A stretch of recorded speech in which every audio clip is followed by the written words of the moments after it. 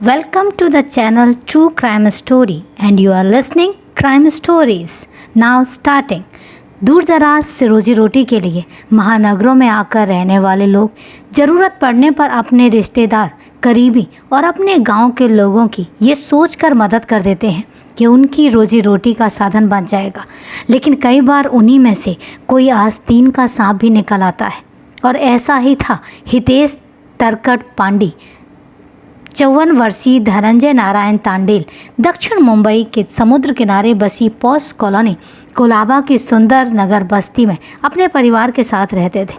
परिवार में उनके अलावा 2 बेटे और एक सुंदर सी बहू थी। उनकी पत्नी काफ़ी समय पहले देहांत हो चुका था। उनका छोटा सा परिवार था जहां सभी लोग सुख चैन से रह रहे थे। धनंजय नारायण सुंदर नगर में करीब 30 सालों से रह रहे थे और उनके प्रेमल स्वभाव की वजह से बस्ती के सारे लोग उनके परिवार को खूब मान सम्मान भी देते थे। लेकिन ऐसा क्या हुआ उनके साथ ये हम जानेंगे आगे। उससे पहले नमस्कार दोस्तों, मैं एडवोकेट आरडी आपका चैनल पर स्वागत करती हूं और उम्मीद करती हूं कि आप सब लोग स्वस्थ होंगे, सुरक्षित होंगे। दोस्तों, अगर आप इस परिवार में नए हैं या अभी तक आपने चैनल को सब्सक्राइब नहीं किया है तो सबसे पहले आप चैनल को सब्सक्राइब कर लीजिए और इसके साथ ही बेल आइकन प्रेस करना ना भूलें फर्दर नोटिफिकेशन के लिए। और इसके साथ ही साथ कहानी में लास्ट तक बने रहें और कहानी के बारे में आपकी क्या राय है कमेंट करके ज़रूर बताएं। तो चलिए दोस्तों, अब आपका समय नहीं लेते हैं और जानते हैं कि धनंजय नारायण का पूरा किस्सा आखिर है क्या। धनंजय नारायण का बड़ा बेटा महेंद्र तांडेल मुंबई की एक प्रतिष्ठित कंपनी में काम करता था, जबकि छोटा बेटा चेतन कोलाबा के एक शोरूम में नौकरी करता था। तांडेल भी एक शोरूम में चपरासी थे। सभी लोग सुबह को अपने काम में निकल जाने के बाद सब शाम को ही घर लौटते थे। महेंद्र की पत्नी श्वेता सुबह जल्दी उठकर सबके लिए टिफ़िन और चाय नाश्ता तैयार करती और उनके जाने के बाद घर के रोज़मर्रा के कामों में जुट जाया करती थी। घटना 10 मई 2017 की है। हमेशा की तरह घर के सभी लोग अपने अपने काम पर निकल गए थे। दोपहर लंच के बाद महेंद्र तांडेल ने अपनी आदत के अनुसार पत्नी श्वेता को फ़ोन किया। यह उनका रोज़ाना का नियम था। काफ़ी देर तक घंटी बजती रही, लेकिन श्वेता ने कोई कॉल रिसीव ही नहीं की। बार बार नंबर मिलाने के बाद भी जब श्वेता ने फ़ोन रिसीव नहीं किया तो महेंद्र के दिल की धड़कनें तेज हो गई, क्योंकि इससे पहले ऐसा कभी हुआ ही नहीं था। वह हमेशा महेंद्र के फ़ोन की राह देखा करती थी। श्वेता कहाँ है और क्या कर रही है, ये जानने के लिए महेंद्र ने अपने पड़ोसी को फ़ोन करके श्वेता के बारे में पूछा। कुछ समय बाद पड़ोसी ने महेंद्र को जो खबर दी उससे वह चौंक गया। पड़ोसी ने बताया कि श्वेता ने घर का मुख्य द्वार अंदर से बंद कर रखा है। घर के अंदर तेज़ आवाज़ में टीवी चल रहा है। दरवाज़ा थपथपाने और आवाज़ देने पर भी दरवाज़ा कोई नहीं खोल रहा है।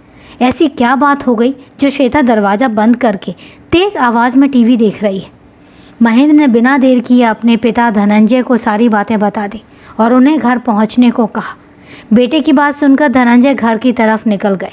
किसी अनहोनी के ख्याल से ही वो रास्ते भर परेशान रहे। घर पहुंचने के बाद उन्होंने जैसे तैसे घर के दरवाज़ा खोला और अंदर का जो नज़ारा उन्होंने देखा उसे देखकर उनके होश उड़ गए।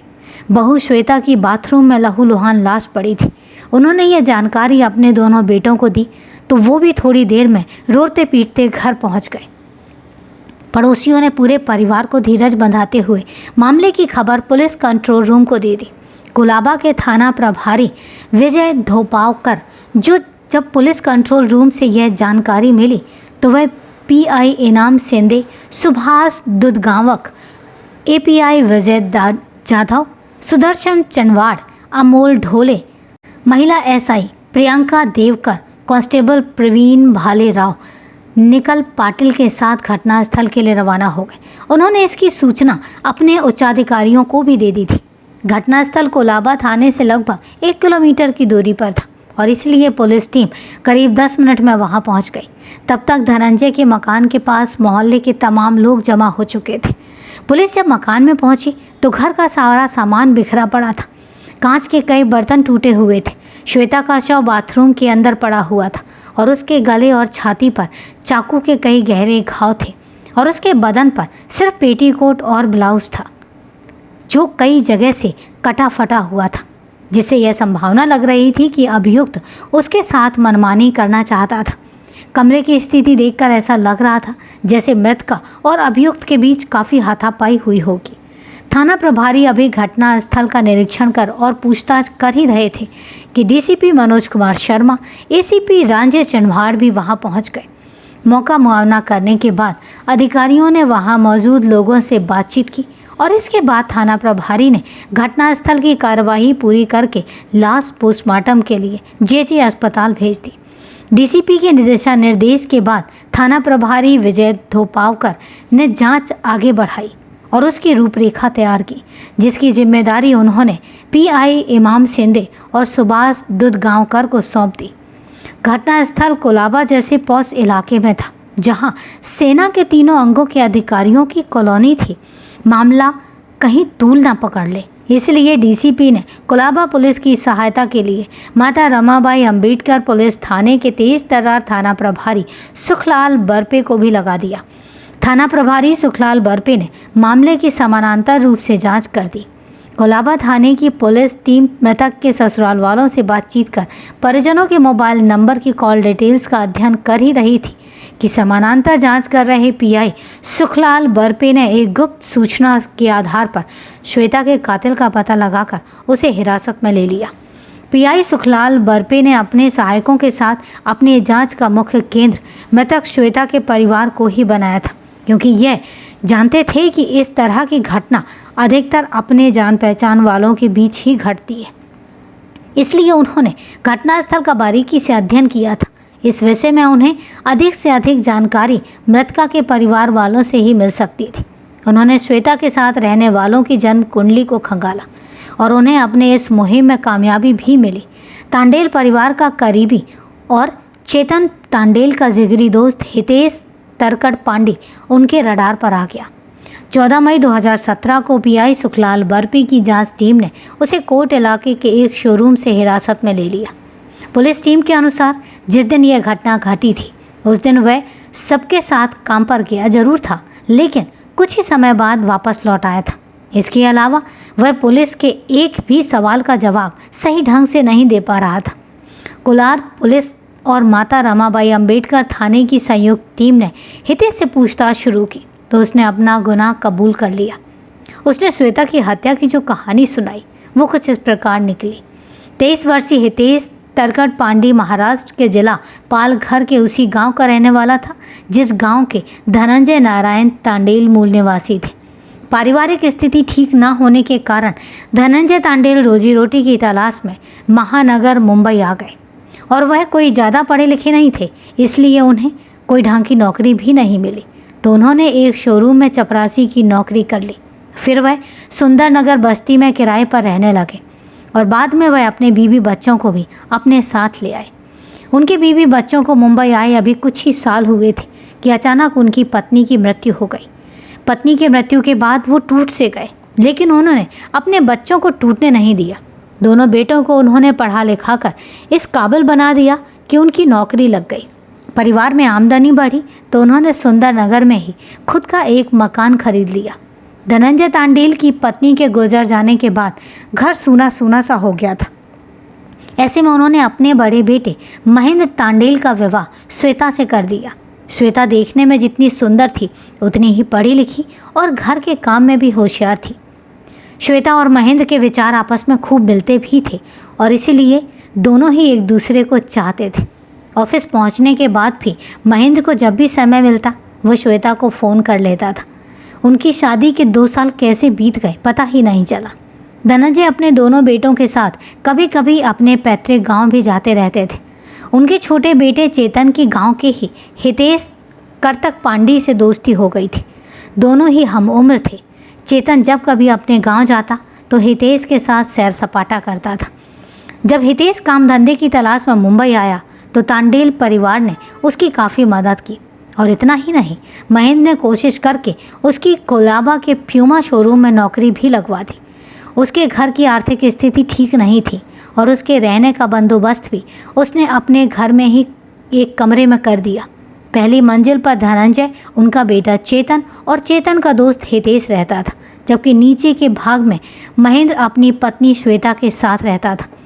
कुछ दिनों तक तो हितेश कर्तक पांडे ठीक रहा, लेकिन जैसे जैसे वह महेंद्र के परिवार में घुलता गया उसकी झिझक भी दूर होती गई और वह श्वेता से कुछ ज़्यादा ही घुलने मिलने लगा।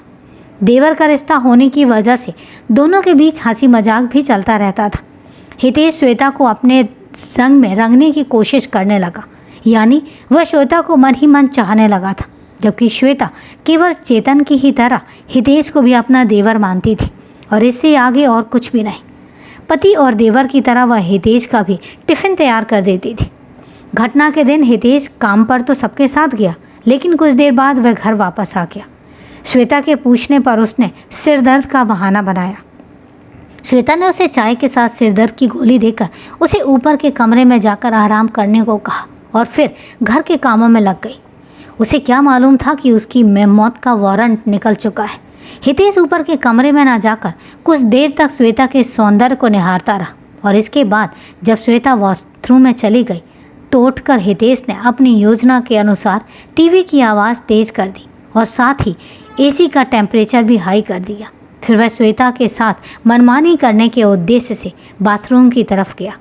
बाथरूम का दरवाज़ा खुलते ही श्वेता से मनमानी करने पर उतर आया। हितेश की हरकतें देखकर श्वेता बुरी तरीके से घबरा गई। अपने आप को उसने बचाने के लिए पूरे कमरे में इधर उधर भागने लगी।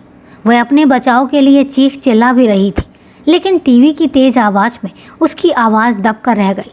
हितेश के सिर पर वासना का भूत कुछ इस तरह से सवार था कि उसने बिना सोचे समझे सारी शक्ति उस खत्म कर दी। वह श्वेता के जिस्म के लिए पागल सा हो चुका था। हितेश की इस हरकत से श्वेता भी अपना आपा खो बैठी थी। वह कमरे में रखा सामान तोड़ने लगी ताकि आवाज़ सुनकर पड़ोस के कोई तो आ जाए। मुख्य दरवाजे पर आधुनिक लॉक लगा था जिसे वह जल्दबाजी में खोल नहीं सकी। उस समय श्वेता की ऐसी स्थिति थी जैसे एक पिंजरे में बाघ के सामने बकरी की होती है। इस दौरान उसके कपड़े भी फट चुके थे। अपने मकसद में कामयाब ना होते देख हितेश को श्वेता पर गुस्सा आ गया। वह किचन में गया और वहाँ से सब्जी काटने वाला चाकू उठा लाया। उस चाकू से उसने श्वेता के गले और सीने पर कई बार वार किए और उससे उसको मौत के घाट उतार दिया और उसकी लाश को बाथरूम में के पास जाकर उसने वहाँ पर डाल दिया। श्वेता के हत्या के बाद वह बुरी तरीके से डर चुका था। उसको कुछ समझ में नहीं आ रहा था। वह वहीं पर बैठा रहा और इसके बाद उसने बाथरूम में जाकर अपने हाथ मुंह साफ किए, कपड़े बदले और कमरे को उसी स्थिति में छोड़कर अपने काम पर चला गया। दरवाज़ा भिड़ते ही आधुनिक लॉक फिर से बंद हो गया। पुलिस टीम ने हितेश कर्तक पांडे से विस्तार से पूछताछ करने के बाद उसके खिलाफ भादंवी की धारा 302, 452 के तहत मुकदमा दर्ज करके उसे पुलिस हिरासत में आर्थर रोड जेल भेज दिया। जांच अधिकारी पीआई इमाम शिंदे और सुभाष दुधगावरकर ने पहली जांच पूरी कर लेने के मामले में आरोप पत्र अदालत में दाखिल किया और कथा लिखने तक मामला अदालत में विचाराधीन है और इसके साथ ही अभी तक आरोपी जो है वो जेल में बंद है। तो दोस्तों, ये है पूरे दिल दहला देने वाली कहानी। ज़रूरी नहीं होता है कि गलतियाँ दोनों तरफ से हों। कई बार एक तरफा गलती भी किसी के लिए मौत का फरमान हो सकता है, जैसा कि इस कहानी में हुआ। तो दोस्तों, कहानी को लास्ट तक सुनने के लिए आपका तहे दिल से धन्यवाद। और कहानी के बारे में अब आपकी क्या राय है कमेंट करके ज़रूर बताएं। और सबसे पहले तहे दिल से धन्यवाद सुषमा शाह जी का, राहुल खत्री जी का, कि जो हमेशा सपोर्ट करते हैं। इवन मैं अभी 6-7 दिन तक कहानी को लिख नहीं पाई थी, लेकिन उसके बावजूद भी उन्होंने मुझे पूरा सपोर्ट किया और इसके साथ ही वो पूरे तरीके से मुझे सहयोग करते हैं। तो इसके लिए उन सबका तहे दिल से धन्यवाद। तो दोस्तों, ये है आज की कहानी को लास्ट तक सुनने के लिए आपका तहे दिल से धन्यवाद। तो कल मिलते हैं फिर क्राइम की सच्ची कहानी के साथ। तब तक के लिए सेफ रहें, सुरक्षित रहें और अपना ध्यान रखें। जय हिंद दोस्तों, जय भारत।